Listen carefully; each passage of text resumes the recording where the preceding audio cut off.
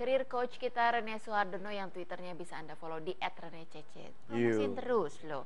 Jangan lupa juga follow @motivatalk. Nah ya, kita sapa penelpon. Halo, selamat malam.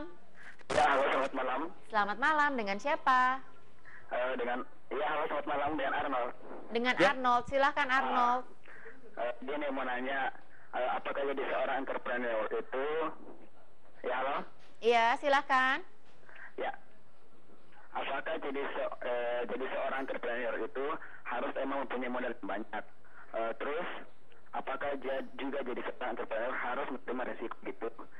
Kan saya untuk saat ini masih seorang karyawan, tapi pengennya sih ke depan punya usaha sendiri gitu. Makasih.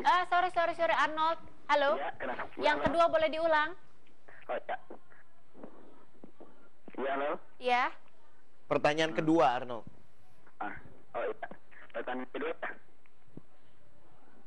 Ya. Apakah di seorang entrepreneur harus emang menerima resiko gitu? Hah? Menerima resiko, baik. Oke. Baik. Oke. Terima kasih Arnold. Iya. Jawab Terima on air ya. kasih. Selamat malam. Iya, malam. Malam. Gimana Rene? Yang Yang pertama pertama dulu tadi, apakah seorang entrepreneur harus punya modal besar? Kalau entrepreneur punya modal besar ya tentunya menyenangkan. Tapi justru orang menjadi entrepreneur karena mereka punya keterbatasan. Besar kecil itu kan ukurannya relatif. Ada yang mengatakan 1 miliar itu besar, ada yang mengatakan 1 miliar kecil. Kalau mau buka bisnis batu bara 1 miliar mah nggak ada Sangat artinya. kecil. Tapi kalau mau bikin bisnis kulakan 1 miliar udah bisa bikin 10 gitu kali ya.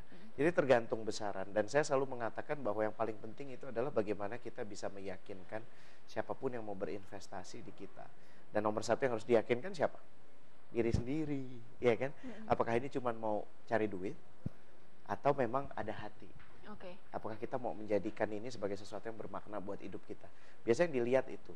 Dan kalau kayak orang melihat kita melakukan ini dengan sepenuh hati, bukan cuma untuk sekedar dapetin untung, biasanya orang justru lebih tertarik untuk membahas lebih jauh. Oke. Kalau pertanyaan yang kedua nih, ini menarik sekali. Apakah jadi entrepreneur itu harus menerima resiko gitu, dan kalau jadi entrepreneur menerima resiko sebagai karyawan dan profesional, resikonya apa sekalian?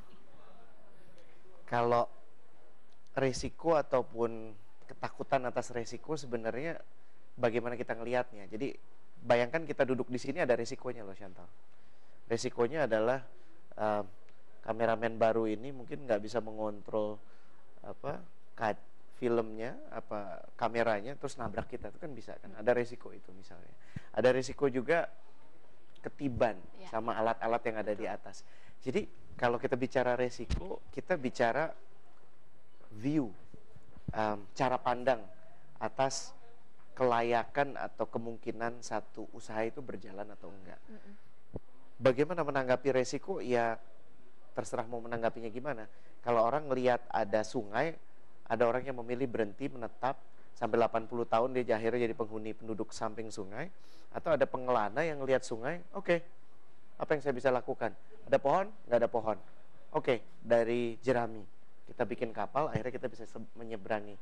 Jadi benar-benar tergantung dari cara pandangnya itu sendiri.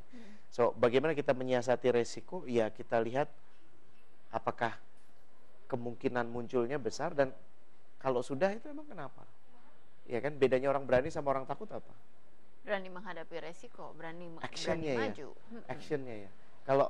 Kalau yang dirasakan sama kan, orang yang akhirnya menetap di pinggir kali itu sama kan yang dilihat dengan orang yang kemudian memilih untuk bikin rakit. Tapi yang membedakan yang satu actionnya dia menetap, ya udah kita nggak usah ngapa-ngapain daripada kelelep. Yang satu lagi, saya mau ke seberang sana. Jadi yang harus saya lakukan adalah cari segala macam cara untuk bisa ngantar saya ke seberang sana. Nah, cara pikir itu yang kemudian membedakan antara satu orang dengan yang lain. Jadi karyawan apakah nggak ada resiko? Ada, bisa dipecat kapan aja, benar nggak? Betul. Tapi apakah gini, kalau misalnya karyawan kan relatif lebih aman ya, karena kan kita tahu bahwa kalaupun dipecat dengan tiba-tiba gitu, kalau kita tidak melakukan hal yang aneh-aneh banget gitu, nggak bakalan dipecat gitu.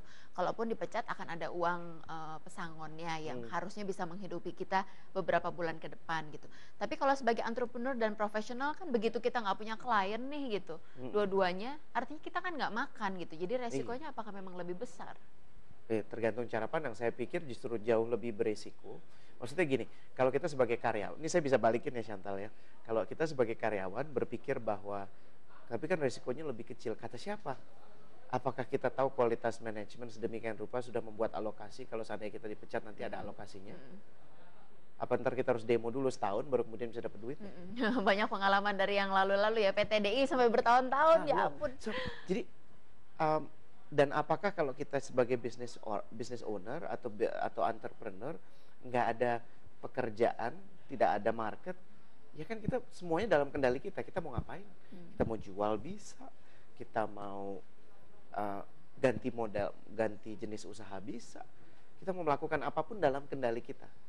Sebaliknya, kalau karyawan kan pilihannya cuma stay or out. So kalau melihat sudut pandangnya beda gimana? Oke. Kita akan lanjutkan lagi, tapi kita jeda dulu pemirsa. Apa saja kiat-kiat sukses menjadi seorang entrepreneur? Nantikan jawabannya setelah pesan-pesan berikut ini.